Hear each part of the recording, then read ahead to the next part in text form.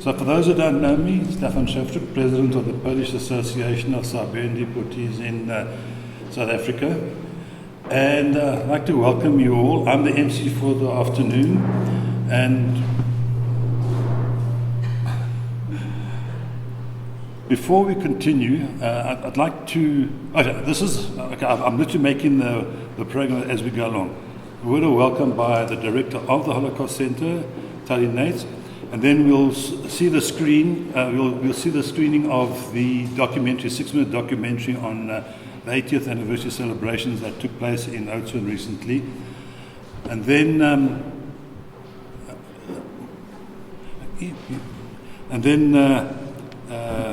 Dr. Ivana Jablonowska will say a few words. The ambassador, he was summoned to Poland unexpectedly, and we were hoping that Mrs. Doreen Ferry, First Secretary from the Zambian High Commission, would be here, but she couldn't make it.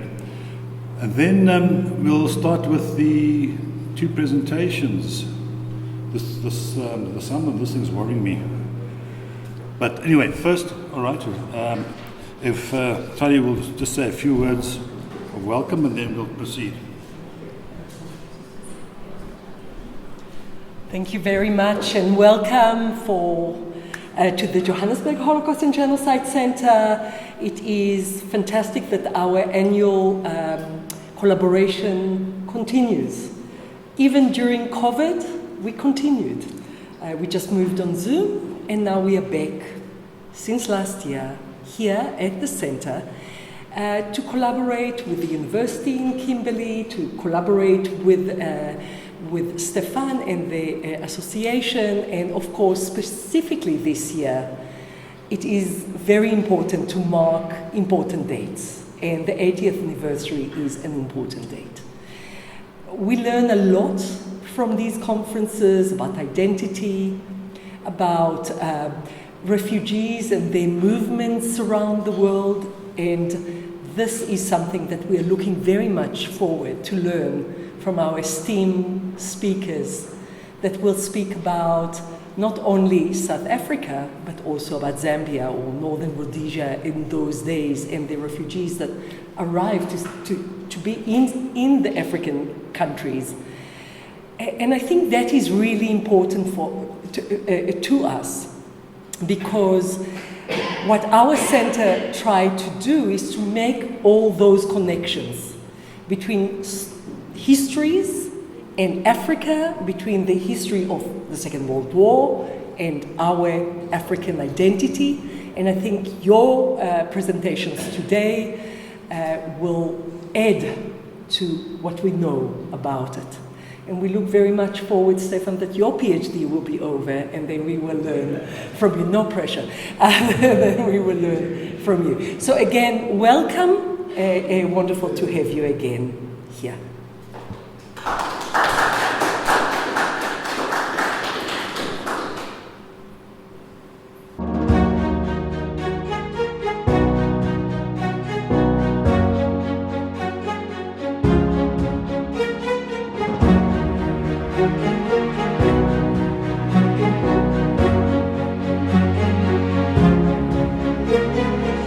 Świętujemy dzisiaj 80. rocznicę przybycia 500 polskich dzieci do Oudtshoorn w Afryce Południowej. W 1943 roku polskie dzieci, którym udało się wydobyć z obozów śmierci na Syberii, trafiły właśnie tutaj do Oudtshoorn i spędziły dalszą część wojny właśnie tutaj. Afryka Południowa okazała się bardzo gościnnym miejscem dla nich, aż do tego stopnia, że większość z nich pozostała w Afryce Południowej i dorosła tutaj, weszła w to społeczeństwo. Ci ludzie założyli rodziny, mieli dzieci i ta cała społeczność zaczęła się rozrastać. Bardzo wielu członków tej społeczności jest tu dzisiaj z nami i świętuje właśnie to. W trudnym czasie Afryka Południowa udzieliła schronienia polskim dzieciom. Będziemy to pamiętać zawsze. Jest to naprawdę dobry przykład przyjaźni między Polską i Afryką Południową. food was very nice. We got bananas, we got oranges, we got other things there. And the food was fine. I mean, after Russia, that was very, very good. But my physical ability was very poor for years to come, even after that. Dla Polaków chcę powiedzieć, że akademicznie ja zawsze dobrze stałem i miałem zawsze marzenie do dążenia do czegoś, żeby mieć coś, żeby skończyć uniwersytet, tylko nie wiedziałem w jaki sposób. I zawsze coś mnie popychało, zawsze coś mnie popychało naprzód. I przez to zrobiłem bardzo dobrą karierę w Południowej Afryce. Po prostu zostałem inżynierem elektrycznym. I was so moved to see him standing there. I had a mixture of pride, just knowing how far he's come in life from such a difficult beginning. And I just was moved emotionally just to imagine him living there as his normal place of resting his head at night. So I'm very proud of my father. Church service is conducted by the Reverend F. Kubienski, who is also in charge of the camp. Finally, in 1943, we landed up in Oudtshoorn in an army camp. Most of them were 3 years older than me. I was one of the youngest, and the priest always said to me, because he got me to serve Mass. I became an altar boy when I was 8 or 9 years old, served on a regular, every day's Mass for the 5 years that we were there. There's a lot of sadness that, there were little children having to live in an environment where they didn't have any parents and would basically rely on teachers and older siblings, or sometimes siblings, sometimes friends, to kind of like turn to. Initially when we were younger, he would basically talk very, very little. If we asked him about it, he would ask what we want to know. So as a child, it didn't affect us at all because they never really told us anything. They kind of said they came from Siberia, and we just kind of went, okay, they're Polish people who came from Siberia, and we had no clue what it all meant. It was just something that as kids, because the Polish kids all hung together, and when we hung together, it was something, but we never really spoke about it. They never spoke about it. When we arrived in Port Elizabeth by boat, and we were 7 years in quarantine, and we came to Oudtshoorn. I can't remember much, but it was a great relief because we had food. Ja jestem bardzo wdzięczna dla Południowej Afryki, że zrobili teraz tę okazję, żeby przypomnieć, że i my wdzięczni jesteśmy specjalnie dla południowoafrykańskiego rządu, że nas tu wzięli i pilnowali, doglądali, bo myśmy wszyscy byli wygłodzeni, wymęczeni i to przypomniało nam się te wszystkie. Finally, our parents' story has a voice because it was a very hidden part of history. So I actually tear up when I think about it, but now that our parents have passed away and most of them are all gone, how important it is for us. We've listened to their stories. Like my dad was one of 5 siblings. And it always struck me how my grandfather managed to get them out of Russia, all 5 of them alive, whereas most families had lost, if you speak to a lot of people, their parents had lost a sibling. The next step is to now get the next generation, the third generationers, to also build on that familial bond. So that's the significance of yesterday.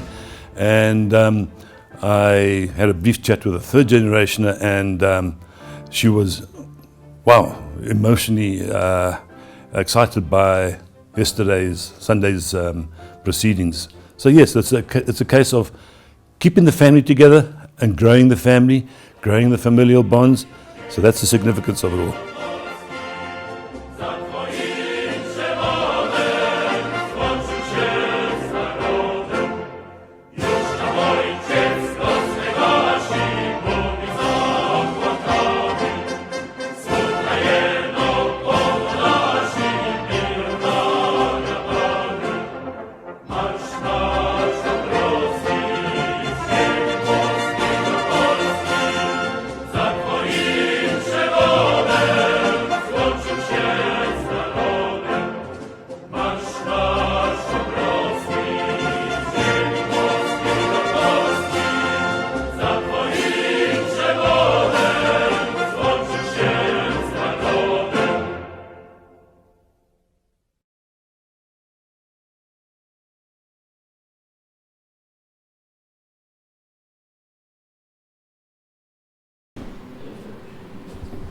Phew, okay.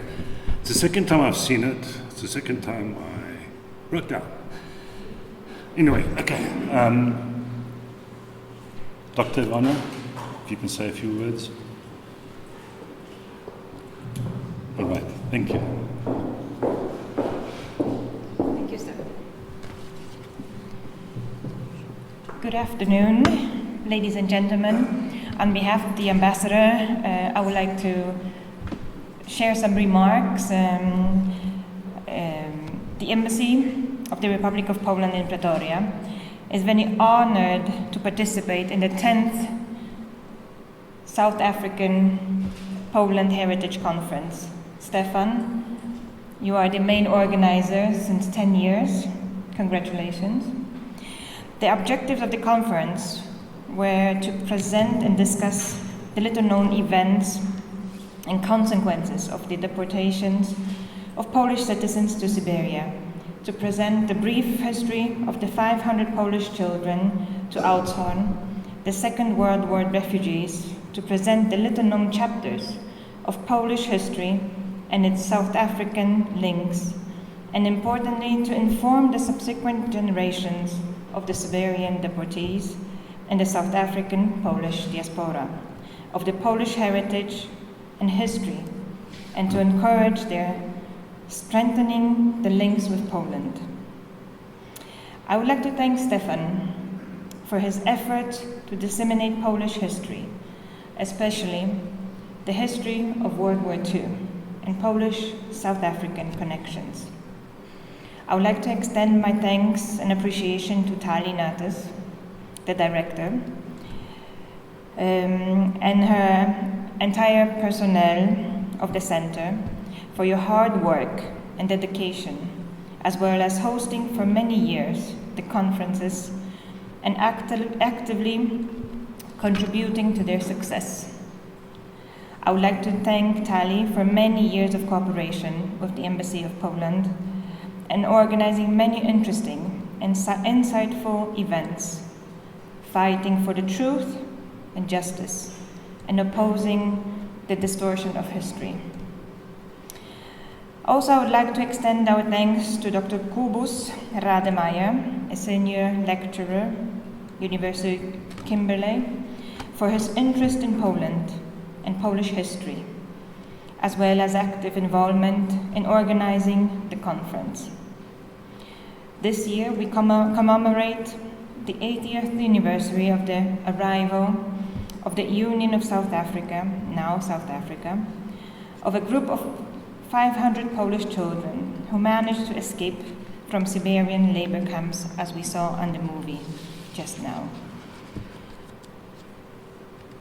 The Polish refugees were warmly welcomed by the local population. The camp was established, as we saw on the movie, where Polish refugees created their little Poland, opened a school, and actively contributed to the construction of this country, influenced social life and its development in every respect. They are the foundations of the Polish community in South Africa, which today we estimate at 10 to 15,000 citizens. The Auschwitz left behind a certain legacy, the commemoration of which our common good and duty. However, the Union of South Africa was not the only country on the African continent that provided shelter to the Polish war refugees. The first group of exiles arrived in Africa in late 1942-44. Their ship docked at the port of Mombasa, and from there they were settled in camps in Kenya, Uganda, Tanzania, Zambia, and Zimbabwe. There were 22 different camps that housed 13 to 19,000 Polish exiles, spread out across East and Southern Africa. The main theme of this conference is Southern Africa on the edges of Polish identity, with the presentation by Mary Mbewe from Mulungushi University in Zambia, and co-presentation by Macqueen from the University of Pretoria, and Adam Kochajkiewicz from the Institute of National Remembrance in Poland. We cordially invite you to listen to their presentations. Thank you so much for coming.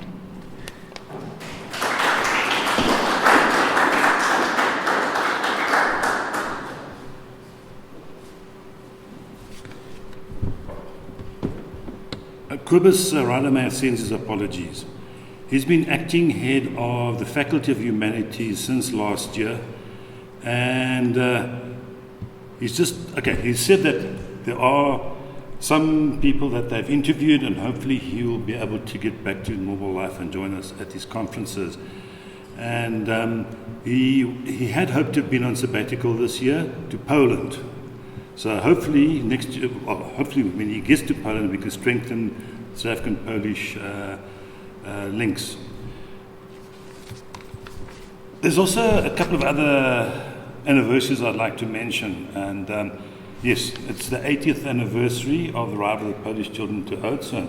But a lesser known anniversary is the official handing over of the baton from the first generation to the next generation happened 20 years ago in November 2003. And I think in 20 years we've achieved a lot. I think the South Africa Poland Heritage Project, as Kobus would say every year, just continues to explode. So yeah, hopefully next year we'll see Kobus at our presentations again. And I'm looking forward to the following two presentations. The first presentation, yes, is by Mary Mbewe from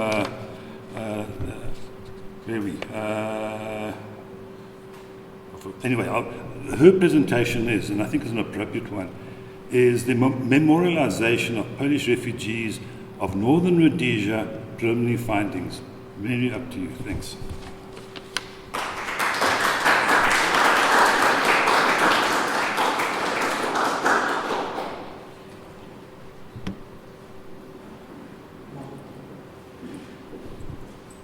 This is just if you want to do your PowerPoint from here. Okay, so how does that work? I'll put it on the screen. Okay. Good afternoon, everyone. So my name is Mary Mbewe. I teach history at one of our public universities called Mulungushi University in Zambia. It is just north of Lusaka, about 170 kilometers from Lusaka. Before I started teaching history at this university, I was a curator or keeper of history at the Motomoto Museum in Mbala, formerly Abekon, where one of the Polish refugee camps was located during the Second World War. I have also been a student in Cape Town for a number of years, and I just submitted my PhD thesis. So it's been very hard, so thank you. So the title of my presentation is Memorialization of Polish Refugees of Northern Rhodesia, Preliminary Findings. This is still a work in progress, and my interest specifically was to look at how the local people remember these histories. Are they part of the local narratives? Do people know about these? If they know about them and if they remember them, then how do they do this? Because I think these histories are very important. This was not something small, it was really big. And as you know, we had 4 camps in Zambia with over 3,000 refugees. So part of this interest stems from the work that we did at the Motomoto Museum where I worked, which I'll talk about. But another interest was personal because I did a degree in history at the University of Zambia. I majored in history, and I taught history a little bit before I joined the Motomoto Museum. And it was only after I joined the Motomoto Museum, after I had gotten my degree, that I heard about the Polish refugees in Northern Rhodesia. So it was shocking that such an important history, I did not know it even as a person who had a degree degree in history. So this comes out in my preliminary findings, and I'll talk about that shortly. Oh, I have. Where do I point it? Oh, okay. Yes. So this paper discusses the memorialization of the former Polish refugee campsites of northern Rhodesia. So some of the ways in which the local people remember this is through naming, preservation of portions of the former campsites, preservation of cemeteries, museum programs, narrative sharing with researchers. As we know, I can't really see. I guess.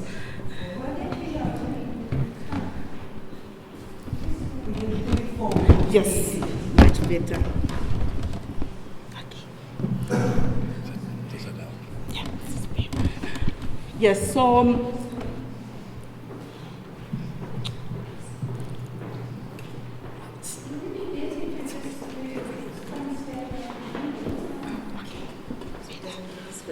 Okay, that's better. Yes. Thank you. Sorry about that. So as we know, more than 20,000 Polish refugees were taken to British colonies in those countries that were mentioned. In Zambia, we had more than, which was then called Northern Rhodesia, we had more than 3,419 or thereabouts Polish refugees scattered in 3 main campsites. So 1,227 stayed in camps in the capital, Lusaka, 1,431 in Ndola, in a place called Bwanamkubwa, though Bwanamkubwa is the name of the mine that is located there. So Ndola is on the copper belt, where there is a lot of where there was copper mining. 164 in Fort Jameson, now Chipata. Some sources say 200, and 597 in Ebekon in northern Zambia, which was the furthest campsite, and this is where the Motomoto Museum is located, where I worked as a historian. So this is supposed to be a map showing the different campsites. So Mbala is located just near Tanzania, up there, I hope you can see, and Chipata in the east. Then you have Lusaka down here, and Ndola just there on the border with the Democratic Republic of Congo. So this is how the campsites were scattered. So the people who came to Mbala arrived through Dar es Salaam, and then by boat through Lake Tanganyika to Mbala there. And then I believe the others came through Durban, then Livingstone on the border with Zimbabwe, and then they were taken to the various campsites. There's been some research or writing on these histories in northern Rhodesia. So one of the most important books that has been written on the Polish refugees in Africa generally is by Jochen Langalbot. I hope I'm pronouncing that correctly. He gave a seminar a few days ago, and his book focuses on the Polish refugees that came to British colonial Africa, Tanganyika, Kenya, Zambia, Zimbabwe. So it's a very interesting, very detailed book with a lot of archival research.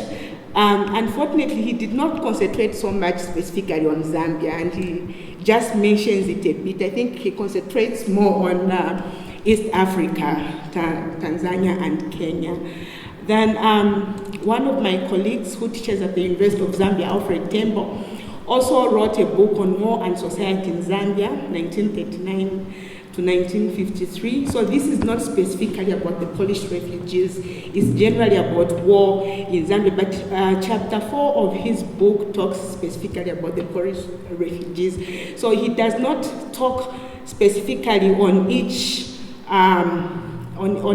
camp. He talks generally about British colonial politics and what it meant to have these Polish refugees. So when I read his book, I was amazed at also a very rich archival collection which talks about the British attitudes towards the Polish refugees, and these were negative, so negative and a little bit xenophobic, because they also had to protect their interests and few resources, few employment opportunities, and these come out in this book.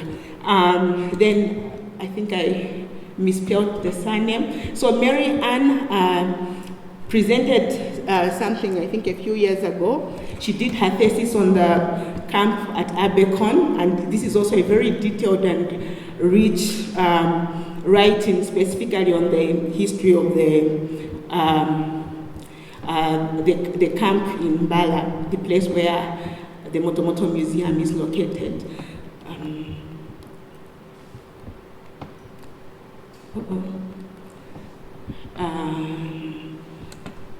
Then another person who's presented here is Rachel Jarosh. She also did research on the history of the camp at Abercorn. Her mother and grandmother, I believe, were part of the people who were in Abercorn or at the camp there. So she also has this personal family history connected, which is very interesting. I did a little bit of research owing to an excavation that we did when I was at the Motomoto Museum, and brought just a little piece which I'll talk about. Then a very important source or writing on the histories of the Polish deportees of World War II is by this Arthur Piotrowski, who collected a huge number of personal testimonies from people who were in various camps in Zambia, except the camp at Fort Jameson. So he did not collect any personal stories from there. I don't know why. Perhaps the number of people was so small. So these are some of the important writings that have been done on these histories of the Polish refugees in Zambia.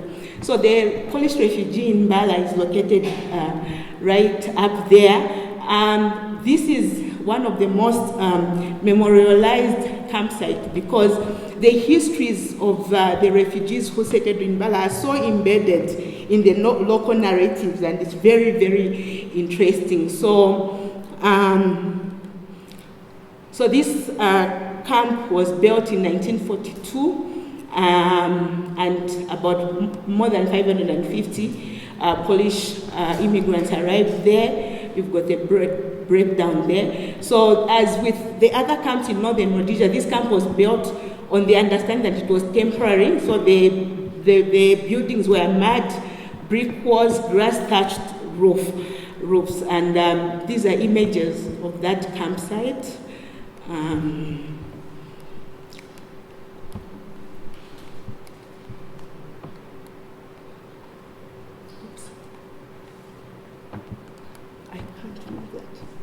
Yes.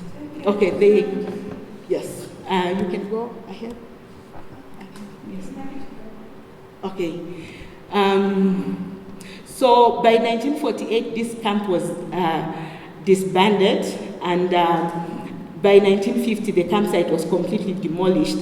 So in the formal narratives of our heritage management, this camp is not formally memorialized, so it's not listed as an official heritage site.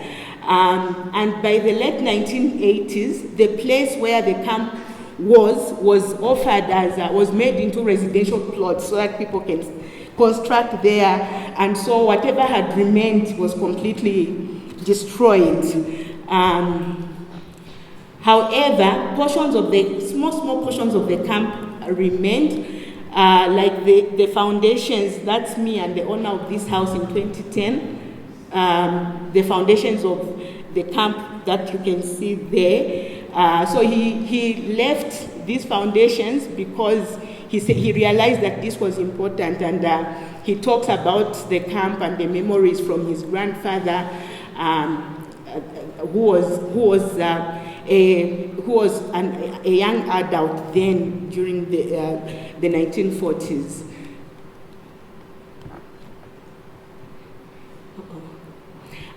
I don't know whether this is a burial or it was some kind of send-off, also remains in the camp, and it was preserved in after the person built their house.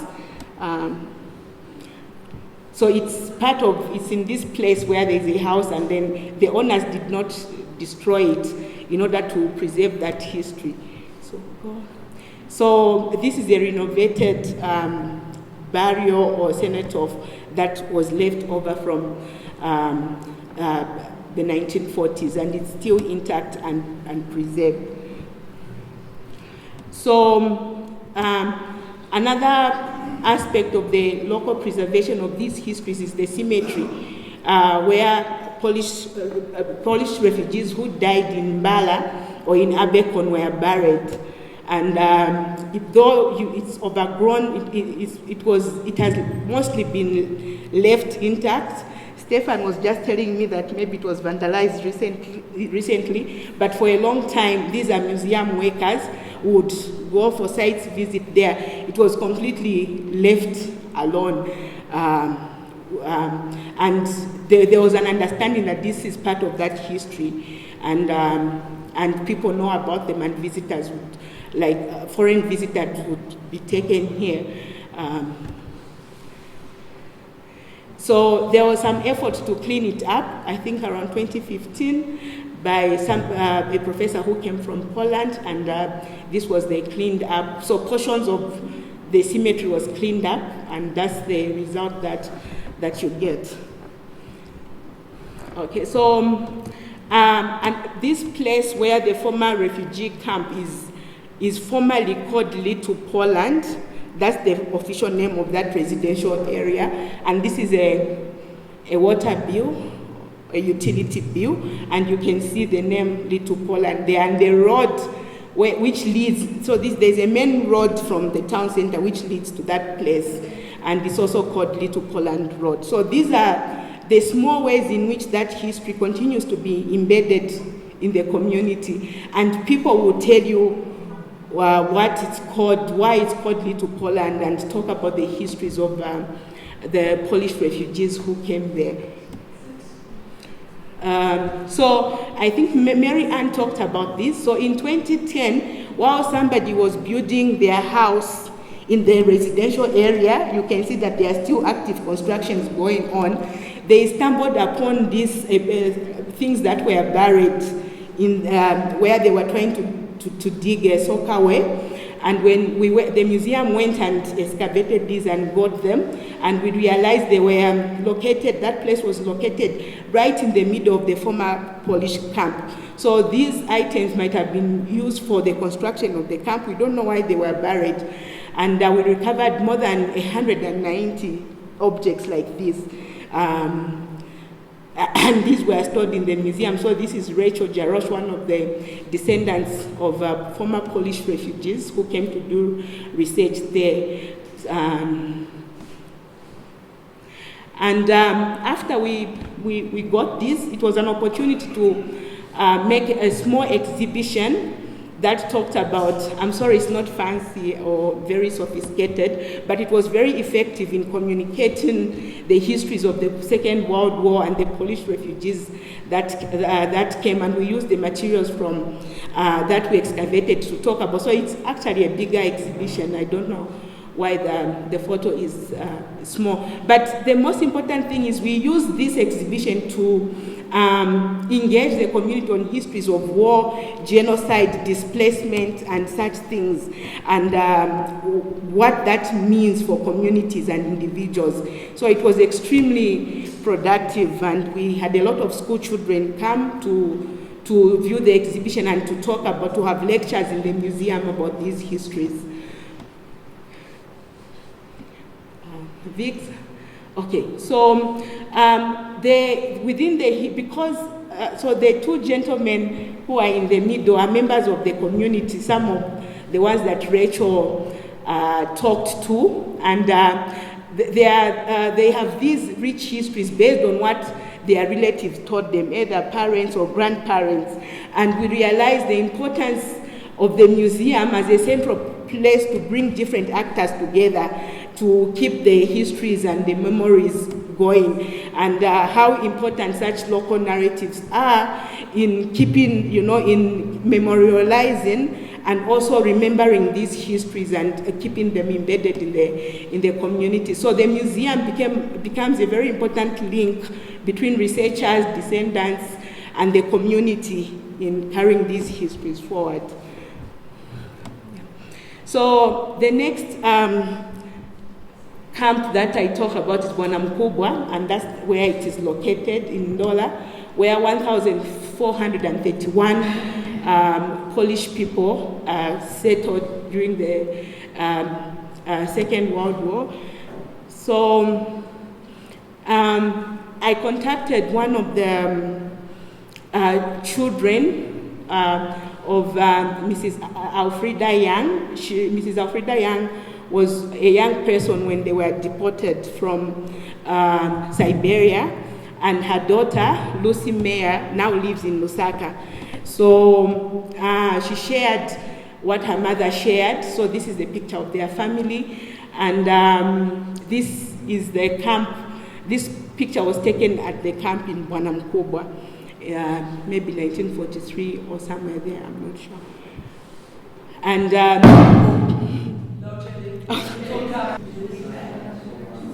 okay, great.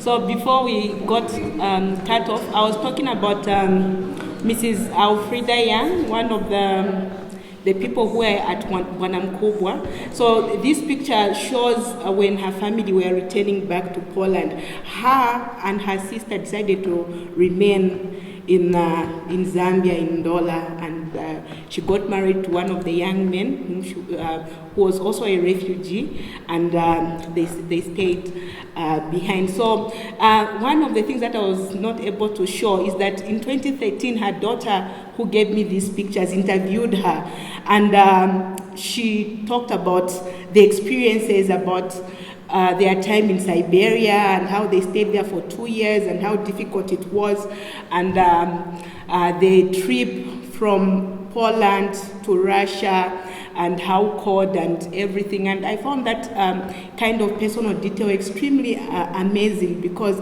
that was the first time I had listened to a personal experience being narrated on video, and it made me realize the importance of these personal stories and the experiences. And when she talked about how people were dropping dead from the cold, I was very touched, and I imagined this young lady going through these experiences, and I thought that such stories or such videos or such archival material needs to be collected, to help us understand, these experiences.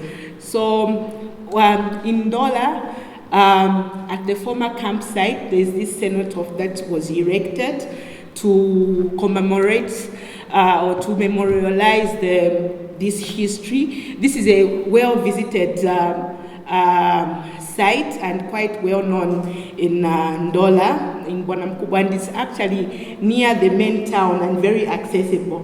And I saw on the council Facebook page that they've made several posts about it. About 4 years ago, I visited the cemetery where it was a white cemetery or a European cemetery, and some of the Polish people are buried there. It's still there and still well kept as well. So this site is quite embedded in the local community. People know about this history, and sometimes the museum. There is also a museum in Ndola where this is located.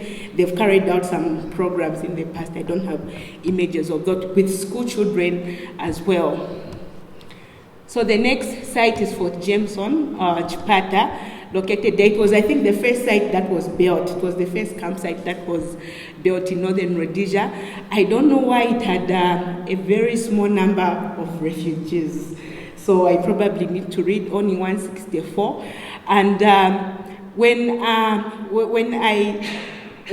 was doing this research and trying to find out about the memorialization, there's a newly opened museum in Chipata. So I contacted the curator of that museum and said, I'm trying to find this history. I want to know because I'm not very familiar with this district, and I told them I want to know if the campsite is known, the former campsite is known, what's there, do people know about it, etc., etc. So he quickly referred me to somebody else and said, this is the guy who's the historian for the traditional authority there, the chief. So I had an opportunity to go there just because it's very far from where I lived. I hitched a hike from a friend who was going there, and I had a few hours. So when I met this traditional historian, and we sat there, and I told him that he had assured me that he knows a lot of things and he's the official historian of the traditional palace there. When I told him that I'm looking for information on the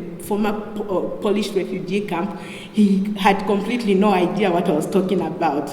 And I was so excited because I had been assured that he knows everything. And he was like, what? Did European people come here during the Second World War? And so I was disappointed, but it also made me realize that that in itself is something. So when I went back home, I contacted a number of teachers who teach history, and I got the same kind of response, that they were not aware about this history. So I wasn't surprised because I also hadn't been aware about it when I graduated. So part of the reason, so Mbala and Ndola are quite unique, but part of the reason is that within the heritage commemorations, after the camps were disbanded, I think the British were just forgot about these things, and it's not something that they put much effort in remembering. And usually post-colonial African states also somehow carried on with the heritages of the colonial masters. So, but I know that if we continue to look, we will find people who know something, especially the old people. Part of the reason also could be that the number of people that were there was so small, and it did not, perhaps the camp was small, or it did not become so properly embedded in the local communities. So the last one was Lusaka, and where the camp in Lusaka is located is one of the most urbanized places. So when I interviewed people, there are some people who said they knew about this, and they knew the general area where the camp was located is near Lusaka Museum in a place called Rhodes Park or Long Acres. So it's one of the most urbanized places in Lusaka, so there are completely no remains or anything about the former campsite. I contacted Lusaka Museum and sat with the historian there. She said they have not done so many programs to do with this history. She remembered way back in the past, like somebody had done something, but there was very little that they said they did. They were aware about the histories, but they said there's no proper memorialization. So even there, not so much. So what is amazing is that when you go to the National Archives of Zambia, there is a very big archive about this site. So I took photos of just one file. It has more than 40 pages, and I thought I would use my laptop. I would have shown you. I'll send it to you, Stefan. The British were big on letter writing and keeping the records. So the archive is extremely rich. So those who attended Mary Ann's presentation, you'll see, I saw that she had pictures of some of the archival materials. And she concentrated on the camp at Ebeko-Nombala, but there's a rich archive of the other camps as well. Letters, communication, I think a few maps maybe, and stuff like that. So I was going to show you that, but I'm sorry about that. So there's also descendants of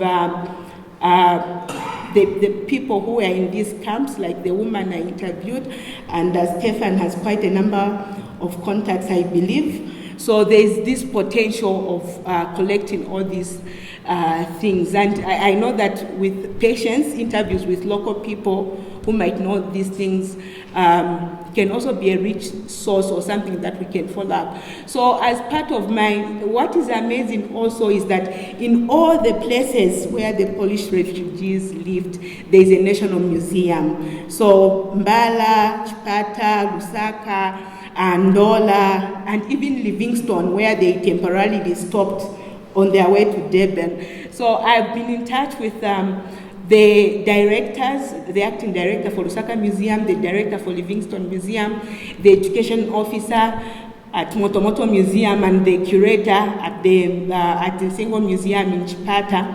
And with my university, we've said that we need to do more research about this, and because the material is there, the archive is there, people we can interview, the pictures, the photos or visuals are also there. We just need to bring them together. So apart from Mary Ann, whose thesis concentrated on Abekon, there isn't much research that has been done specifically on each of the camps. So some of the things that I talked about, like Joken's book and others, they tend to be general and not with the specific details. So I think there's opportunity there to discuss this. So one of the things that we thought would be helpful is to get a master's in history student. I teach this class to conduct further research on this, because the archive is there, the opportunity is there, the interest is there, and see where we can go. Charity, Tali's colleague, who's the director for our Directorate of Postgraduate and Studies and Research, has also agreed to facilitate the printing of information packs that we can make part of our education programs to schools or to other people who might be interested in these things. So we hope that so as I said, when we did this exhibition, not so sophisticated, it attracted a lot of interest. And one of the people who are interested in were the chiefs or the traditional authorities, partly because of pride to say my place hosted Europeans or whatever. So whatever the case of the interest, there is this interest. And when I went through the exhibition here, it was very touching, and it made me realize that we need these histories. We need to remember, these histories of displacements, because if you look at the genocide in Rwanda, the perpetrators and all those people were ordinary people like you and me. And I think that such historical narratives can play a very big role in facilitating this. So I hope we can continue this partnership. I'm excited about master's students who can do more research, because it will be for a degree, and a master's degree they'll be forced to do very detailed research, and I think that would be one of the important things. So I forgot to say my thank yous. Thank you, Stefan and Tali and everybody else, for having me and for facilitating my visit here. Thank you so much.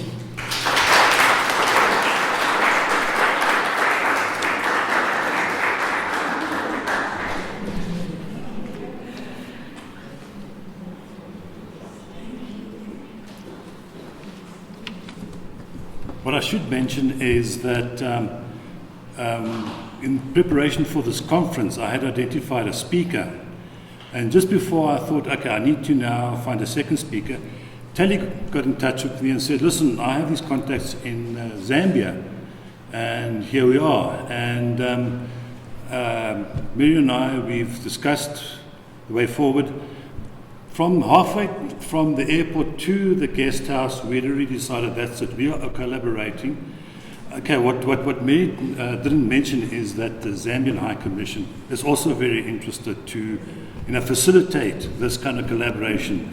And I'm hoping the Polish embassy is taking note of this as well. Okay, but thank you very much. And Tali, no, this is brilliant. I mean, what you managed to, what you facilitated, and well, I think Mary and I are going to make sure that something comes out of this and further research work and so on. Thank you very much. Right, our second speaker is Dr. Ian Macqueen from Pretoria University, and he's going to talk about, and I think the title is there already, Patrick Mabinda, the experience of a South African exile in communist Poland from 1977 to circa 1989. Ian, thanks.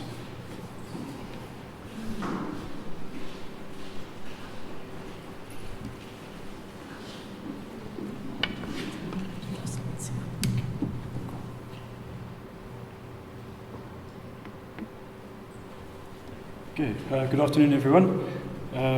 Thank you very much to Stefan and to Kobus in his absence for the invitation to present the research that I'm going to be presenting to you today.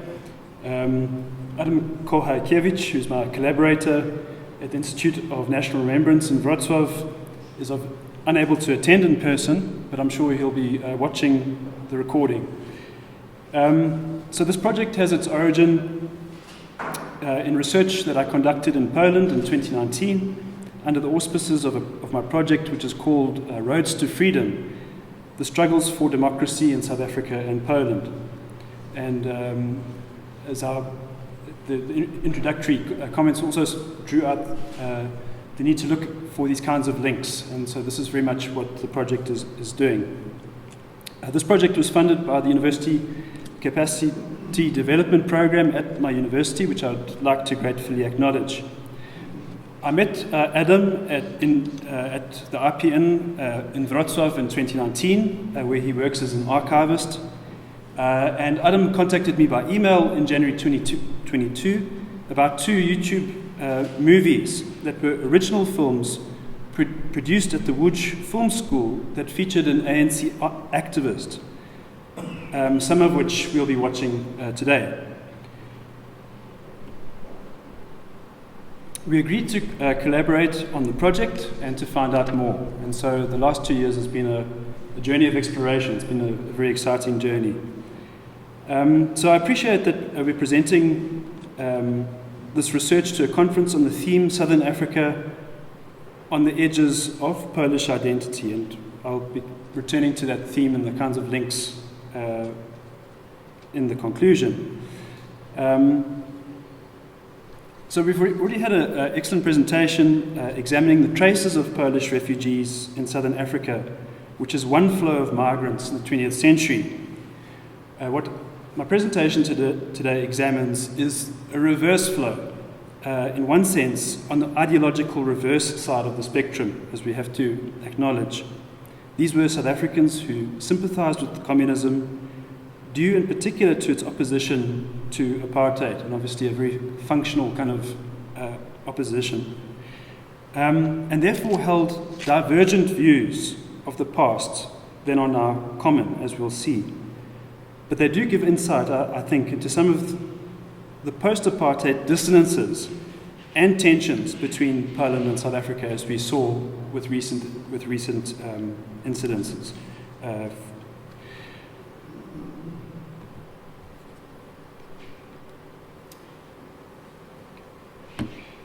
Right, so the presentation is informed by the broader question of how do we write a comparative history of the struggle against apartheid and against communism.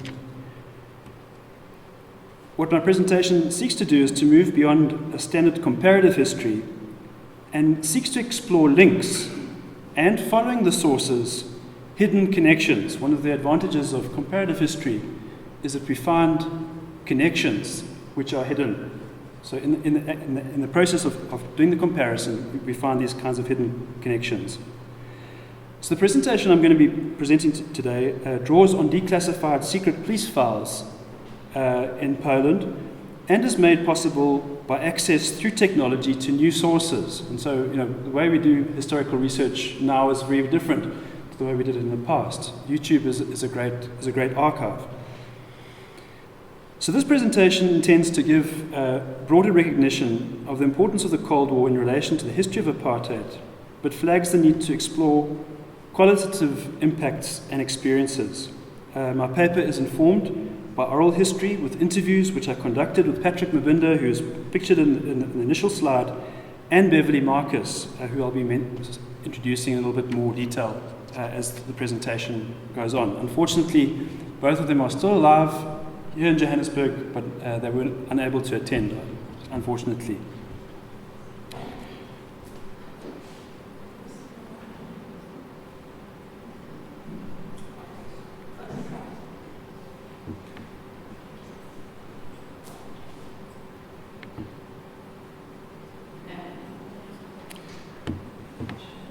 I'll just carry on. Okay, so in terms of the historiography, what's been established, firstly, is the importance of solidarity as an inspiration for the South African trade union movement. Nash, Chani, Popescu, Gilke and Jones have written about this. And what I'm going to be presenting in the next few slides is just the important, different aspects in which South Africa and Poland have been compared in the literature. Research has been done by Arkadiusz Żukowski on the migration and consolidation of the Polish community here in South Africa, and he traces it right back from Van Riebeck all the way to the 1980s. Research has also been done, and this is comparative history, on the broad similarities in the role of youth in the overthrow of apartheid and communism, as well as the inspiration of the anti-communist tactics for South Africa more broadly. This is work that's been done by Adrian Gilke and Tom Jones. There's also been work done on the broad similarities and inspiration in the model of negotiated change. Elżbieta Martynia has written about how Poland's negotiated change served as a model for South Africa's own negotiations.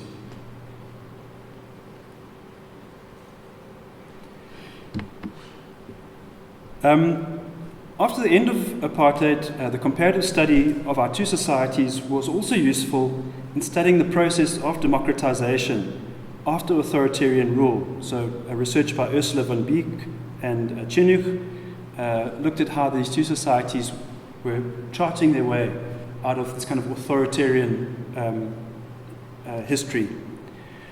In addition, works by scholars such as Monica Popescu underline the importance of Eastern Europe for South African social and cultural imaginaries.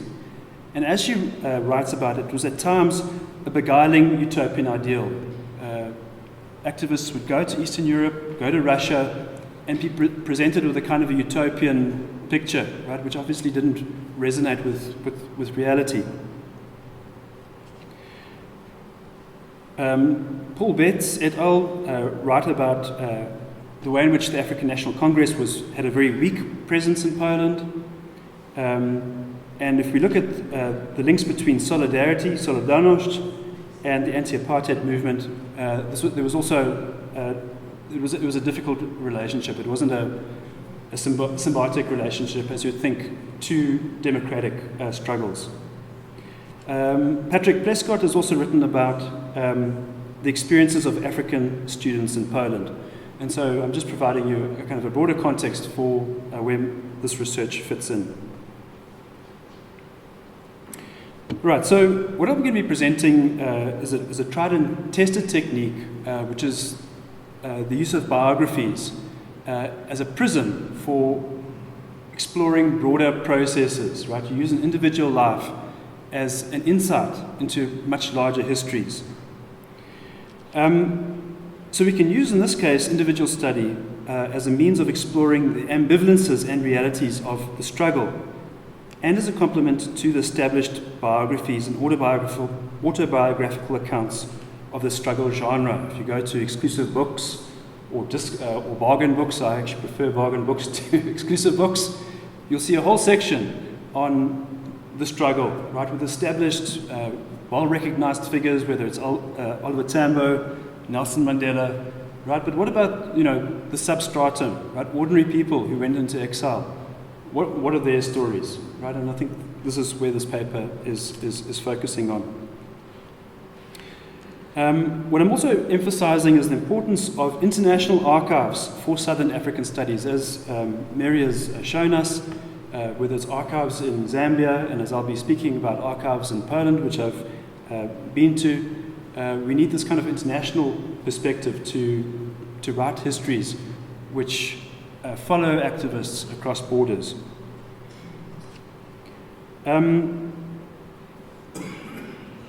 This work as well follows research which I did, published in the journal Cold War History, where I used the popularity of the miniseries Shaka Zulu as a lens into understanding the relationships between the two countries. And Shaka Zulu was an incredibly popular miniseries in Poland in the 1980s. My paper tried to tease out this relationship. Right, so who was Patrick Mbewe? He was born in Johannesburg in 1946, grew up in Soweto, and attended St. Mary's School in Orlando East. His father was a member of the ANC, but was not willing for his sons to become involved in the ANC underground. Right? And as all good fathers, you're looking out for your children. Growing up, Mbewe recalled a pervasive sense of oppression, with nightly raids in search of activists. The death of his father gave him the freedom to take the initiative, and he recalled that he had more than enough and started recruiting, forming an army. And this is in the 1970s in Soweto. It was purely by chance that Mbewe recruited an ANC underground member, John Pala, who revealed his identity as an MK Mkhonto weSizwe operative to Mbewe. Pala helped Mbewe leave South Africa in 1976 for military training in Botswana, and he returned to South Africa before the June 16, 1976 Soweto uprising took place. As a member of MK, Mbewe began training recruits in the use of bombs. Mbewe's training was short-lived, however, due to an accidental explosion on the 7th of January 1977 at a house he and others were using in Klipspruit to make bombs. This obviously blew his cover. The police knew that something was happening. In response, Mbewe finalized plans to escape South Africa, but made a costly error the day before he was to leave the country. He traveled to Orlando East to hand over the reins to his elder brother Thomas, although he knew that the house was closely watched. His brother, who was not at the house, having already been arrested, but Mbewe was spotted by the police and followed to his hideout, where he was apprehended. After being arrested, Mbewe was tortured heavily, amongst it being electrocuted. The brothers were then taken to John Foster Square. During the initial 2 months, Mbewe was treated with the so-called hard method, after which the special branch attempted the soft method. After being given the offer of having a visitor, Mbewe asked for his brother, who had been subsequently released. Able to communicate in a way that the police did not understand, Mbewe asked his brother to bring hacksaw blades for him, to which he agreed. He was able to smuggle these in a paper bag with fruit and other things. Mbewe escaped from John Foster Square on the 11th of April 1977, sawing through the prison bars with the smuggled hacksaw blades and lowering himself partly to the ground. However, the height of the fall was enough to fracture both of his arms, and Mbewe's escape led to an intensive search for him. He was, however, able to get to and walk across the border into Swaziland, and from there passed through to Mozambique, where he received first aid treatment in a military hospital in Maputo. Thereafter, he stayed in an ANC camp in Morogoro in Tanzania, where he received additional treatment. When these facilities proved insufficient, the Polish Solidarity Committee with the nations of Asia and Africa offered him further treatment in Poland. Jerzy Markiewicz, the General Secretary of the Polish Solidarity Committee, stated in a subsequent memo that Mbewe's health was poor and that he was therefore unable to serve in, as he called it, the troops of the African National Congress. Mbewe arrived in Poland, was flown there from Tanzania, and in Poland from May 1978 was operated on by Polish surgeons who were treating his fractured arms. And at this time he stayed in a military hospital in Warsaw. While Mbewe was still being treated, he was sent to an educational center for foreigners in Gdańsk-Brezno to learn Polish. And he was there for a year. And I'll put on record, I don't think a year is long enough to learn Polish. From experience. All right, so the Polish administration was obviously, it was a quid pro quo. They were treating Mbewe, but they wanted to publicize the fact that they were looking after this freedom fighter. So Mbewe fitted the propaganda role very effectively of a freedom fighter. He remembered often speaking with Jerzy Markiewicz and being interviewed on television and in newspapers. And so the communist authorities wanted to get a lot of mileage right out of Mbewe and present the picture that they were looking after and presenting help to the struggle. So it was Mbewe's role as a freedom fighter that formed the topic of a short film on Mbewe that will be discussed shortly, which was produced by another young South African exile, Beverly Joan Marcus, who was a trainee film director at the Łódź Film School. All right, so again, a surprising connection. And Beverly runs a guest home here in Norwood. Again, so a surprising connection. So Beverly was born into a white Jewish family in Johannesburg, and together with her family, Marcus emigrated to the United Kingdom in 1968 for political reasons. Her father was referred to as Mandela's accountant. Her brother was going to be drafted into the army, and obviously the family decided they needed to leave the country. In the United Kingdom, Beverly and her parents ran a restaurant, a sandwich bar in Knightsbridge, London, where Marcus also lived for a time. Beverly described herself as an avid film goer, a movie buff, and attended night school to become an actress in theatre. She was particularly fond of Polish film, and especially the work of Andrzej Wajda. Marcus resolved to attend Polish film school if she had the opportunity to, which came about when she was accepted for studies in Łódź in 1978. After 1 year studying Polish, she graduated from the International Language School in Łódź and was accepted into the Leon Schiller National Film, Television and Theatre School in the Faculty of Movie and Television Directing after qualifying exams. The Łódź Film School was established in 1948 by Jerzy Tuplitz, a cinema historian and film critic with extensive international connections, as its first director. The first foreign students from the Global South began to arrive at the end of the 1950s.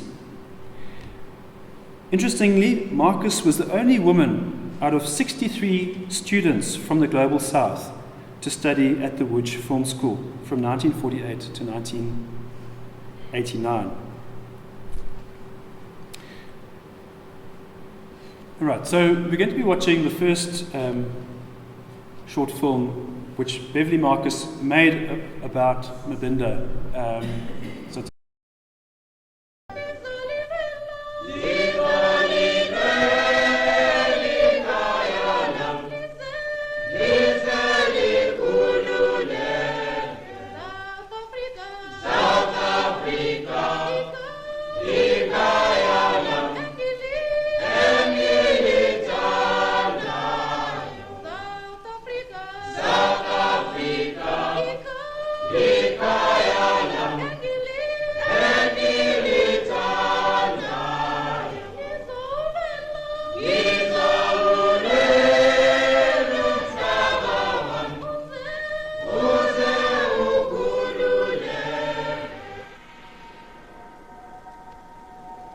I was electrocuted.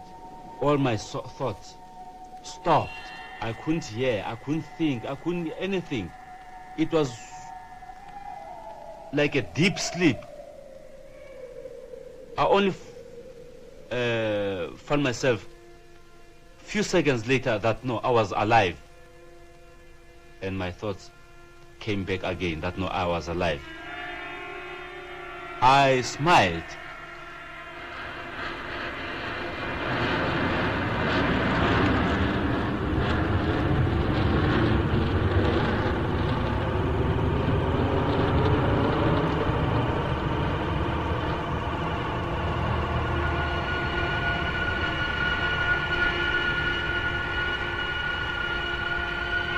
that thought comes into my mind.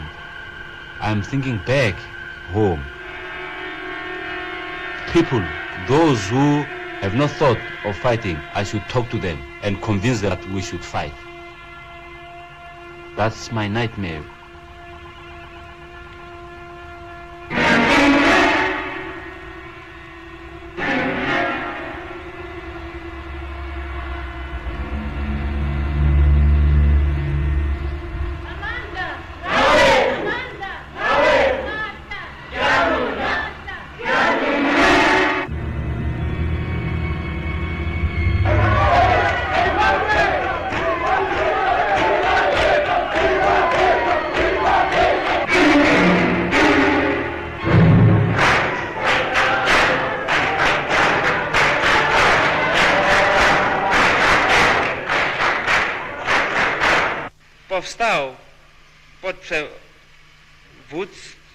And today, the armed wing of the ANC, Mkhonto Wesizwe, is active throughout the country.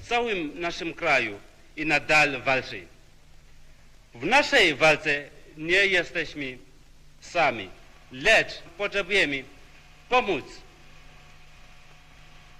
pomoc materiałowej i moralnej. Przy waszej pomocy We need your help. We need moral and material aid to ensure the success of our just struggle. do końca.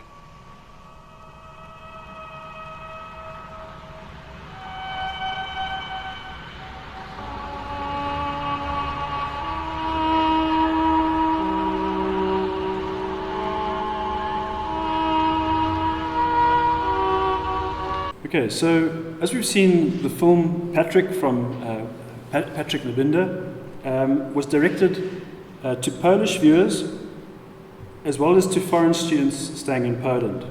Many of the students that were pictured there were studying language at the Łódź Film School, at the Łódź University.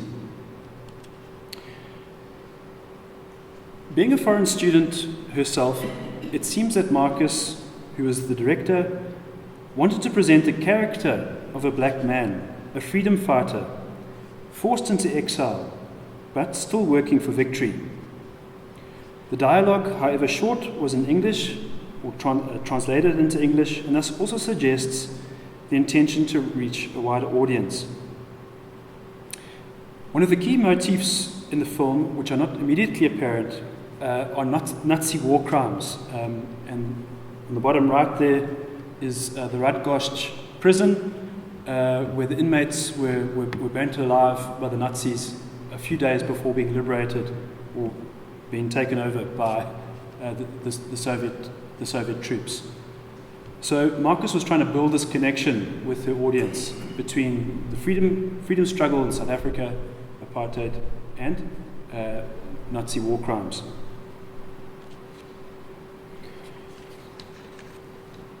The decision by Marcus to make this connection also reflected an international debate on the incorporation of apartheid into the catalogue of crimes against humanity, which had intensified from the 1960s, and Polish jurists played an important role in this process in getting the United Nations to incorporate apartheid into crimes against humanity. So it was this concept of war crimes which resonated widely in Polish society and could easily awaken compassion towards apartheid's victims. It was Marcus's attempt to bridge this connection. Right, so we turn our attention to a second short film, longer, at 16 minutes, which Marcus also filmed, and this was part of Marcus's film studies at the Łódź Film School. So almost 2 years had passed when Marcus released the second film. In this film, titled Poczekaj, Poczekaj, translated, which is Wait, Wait, Marcus continued her study of Mbewe, who had ostensibly settled down to life in communist Poland. But in this film, she widened the portrayal of Mbewe to include scenes of his family social and mundane life. Mbewe, after 2 years, had now settled down to ordinary life in Poland. So as a longer film at 16 minutes, the film covers 3 broad themes.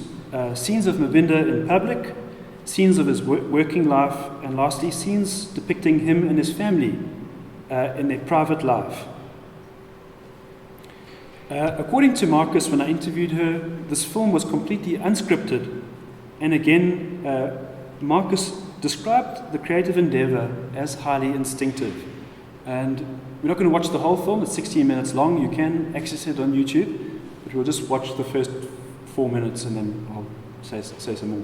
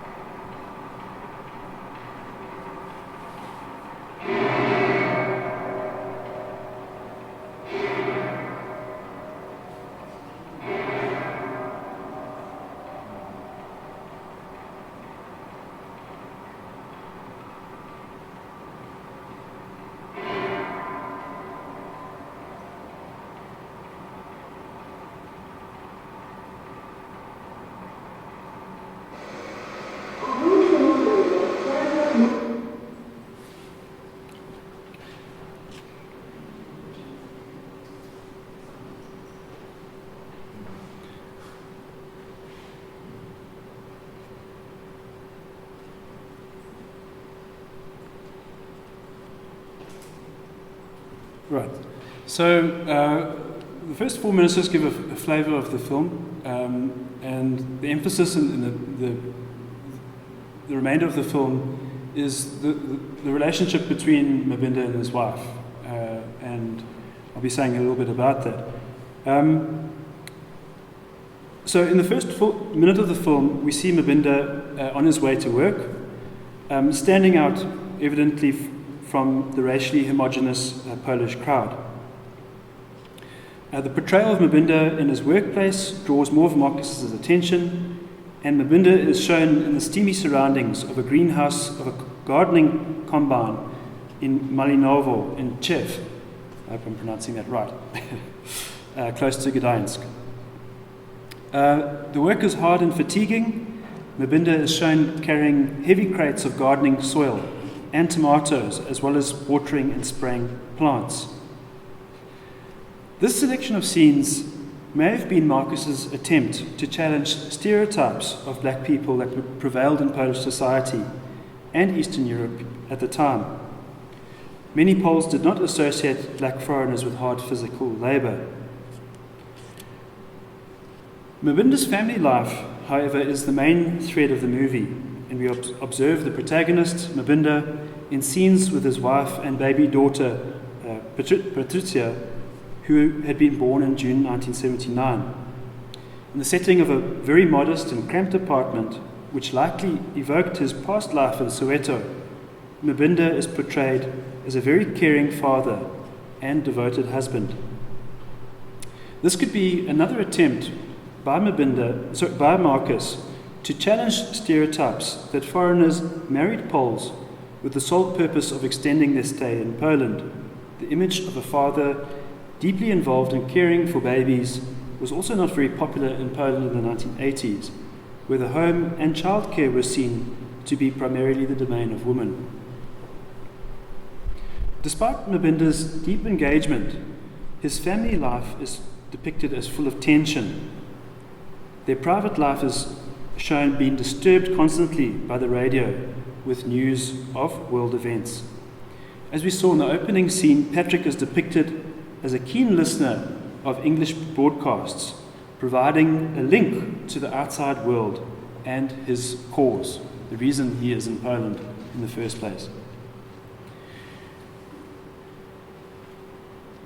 The film Poczekaj can be used, I would say, as an effective reflection on the realities of exile, which Raymond Suttner writes about in some of his work. Contrasting it with the short film Patrick, which featured dramatic moments, brave speeches, that conforms to what Elaine Unterhalter has described as so-called heroic masculinity. The second, longer short film deals with the mundane, everyday life, which sends a more equivocal message, right? The reality of what exile is about, daily life. The ostensible freedom fighter is now depicted as a labourer, husband and father, living in the reality of a failing socialist state. And my colleague in Poland drew my attention in that short film. In the corner, there's black mould growing in the corner of the flat there.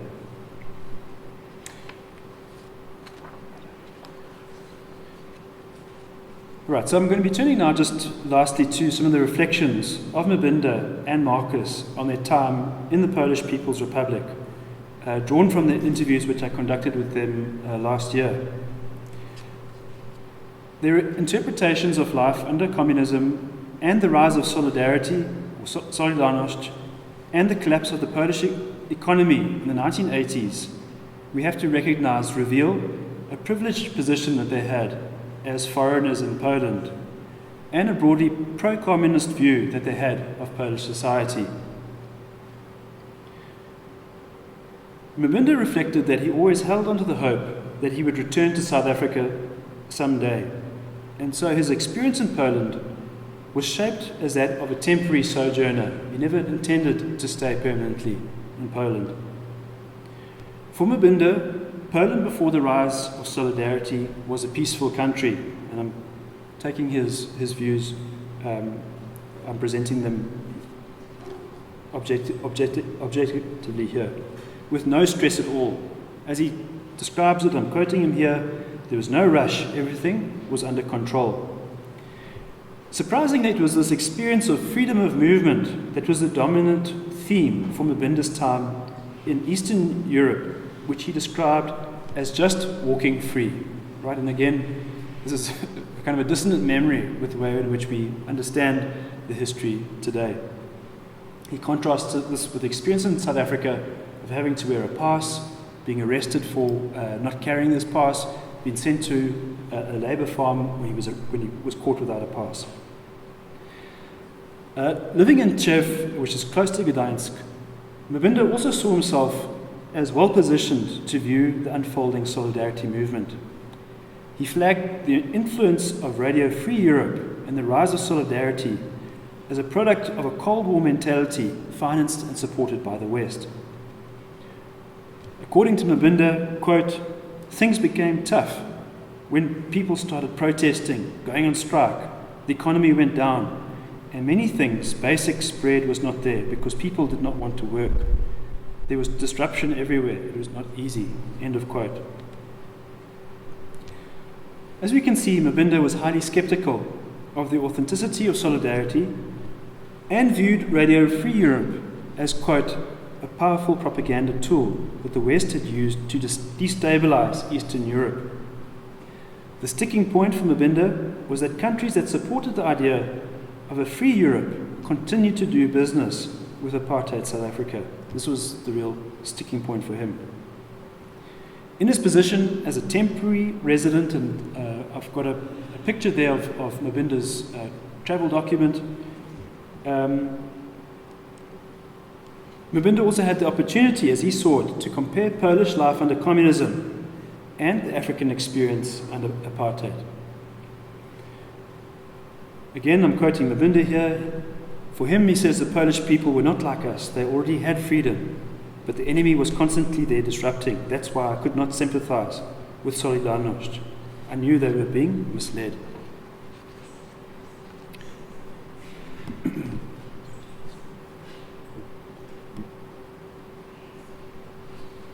So, like Mbinde, Marcus recalled that she never felt restriction of movement in Poland. And again, I do recognize this is shaped by her privileged position as a foreigner. Reflecting on life in Poland, Marcus, as a Jewish person, chose to rather emphasize her discovery of an undercurrent of cultural anti-Semitism, which she described as informed by gross ignorance rather than open prejudice.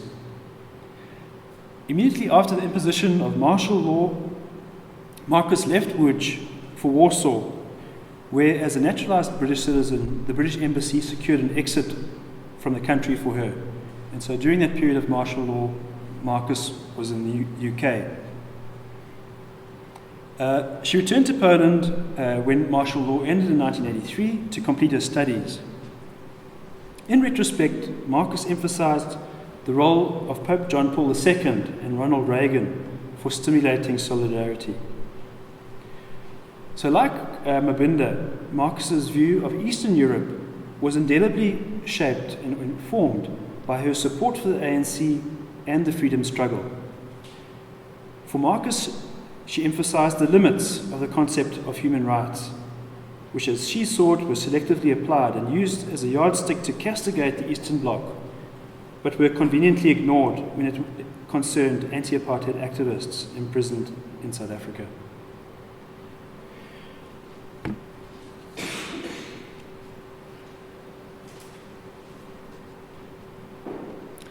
So as he intended, Mbinde returned to South Africa in the beginning of 1992, where he was officially demobilized. He considered himself an enlisted soldier, and he had to be demobilized. He spent much of his time in South Africa attempting to reclaim his land, which has taken him 20 years to secure to begin farming. In retrospect, Mbinde characterized South Africa as, quote, a land full of thieves, where corrupt government officials had submitted falsified counterclaims to his land. Beverly Marcus went on to have a successful career as a director and also returned to South Africa after the release of Mandela in 1991. Marcus invited the American playwright Arthur Miller to come to South Africa to meet Nelson Mandela, which was filmed and released by the British Broadcasting Corporation and was screened as Miller Meets Mandela. And you can also watch this on YouTube. So in conclusion, my presentation has provided a brief sketch of the exile of Patrick Mbinde and Beverly Marcus to Poland in the last years of communism. The historical record has been enriched by the films directed by Marcus and the ability of both protagonists to recount their personal experiences through interviews. Close attention to these alternative sources provides insight into the subtle changes in exile, from ANC activist to father, husband in Mbinde's case, and from exilee and refugee in Marcus's case to a movie maker and an artist. The secret police files that were used at IPN provided an outline of the activities of both Mbinde and Marcus, and incidentally the police actually got some of the details wrong. Okay, they confused Beverly Marcus with her sister in some cases. And provides insight into the communist bureaucracy that monitored the activities of Marcus and Mbinde, despite them being ideologically aligned. So although they were invited to the country, the secret police maintained a close monitoring of both of them. It's evident, however, that important aspects of their experience are absent from this official record.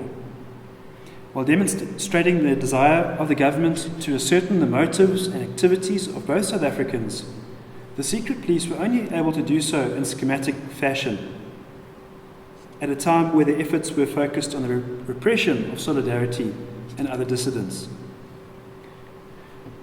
However, the exile stories of Mbinde and Marcus do provide insights which deepen our understandings of the global imprint of anti-apartheid activists and the complex histories of communism and anti-communism and apartheid that their personal stories help to illuminate. If our focus today has been Southern Africa on the edges of Polish identity, we can also observe that sometimes these edges are uncomfortable and can be found in archives in Poland as well as in Southern Africa, as we've seen. And so I hope you've enjoyed just this short presentation. Thank you.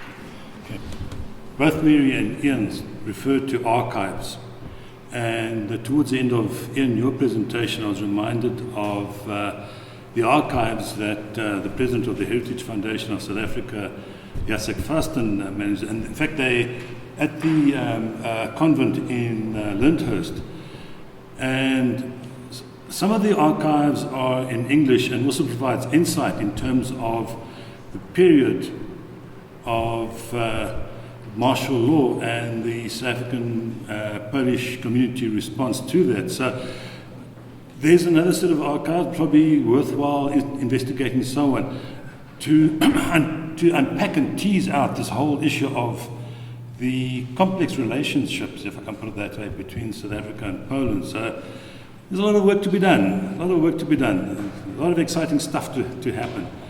But I think that's the end of our 10th conference.